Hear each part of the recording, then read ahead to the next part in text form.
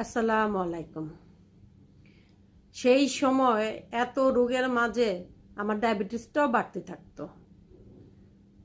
খালি পেটে 22, 25, কখনো 30ও হইতো।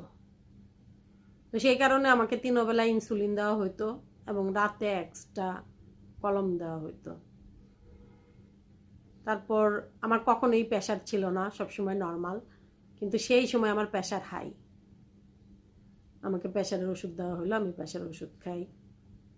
তো স্যার যখন সেই শুনতো তখনই খুব রাগ করতো, হ্যাঁ তোর ডায়াবেটিস এত বাড়তি থাকে কেন, তোর প্রেশার হাই কেন? আমি জানি না স্যার, আমি তো কিছু খাই না। তা আসলে আমি কিছু খাইতাম না, শুধু 3 বেলার খাবারটুকু খাইতাম, আর কিচ্ছু খাইতাম না। বয়ে ডায়াবেটিস এত বাড়তি থাকে। পরে স্যার বলতো যে তুই হাঁটবি, বারান্দার মধ্যে হাঁটবি। আচ্ছা ঠিক আছে স্যার। পরে আমরা প্রাণারও নিয়ে আসি হাসপাতাল, কারণ প্রাণার পরীক্ষা কাছে আইসা পরে প্রাণার পরীক্ষা তো অ্যাটেন্ড করতে হবে, সেই জন্য প্রাণার হাসপাতাল নিয়ে আসি। তো প্রাণা মানে স্কুলে তখন সিটি পরীক্ষা চলতেছিল, অ্যাসাইনমেন্ট ছিল, এগুলো কোনোটাই দিতে পারে নাই প্রাণা। প্রাণার স্কুলে যখন ইনফর্ম করা হইলো, লিমন ভাই যাইয়া স্কুলে বলার পরে স্কুলে আমার জন্য দোয়া করানো হলো।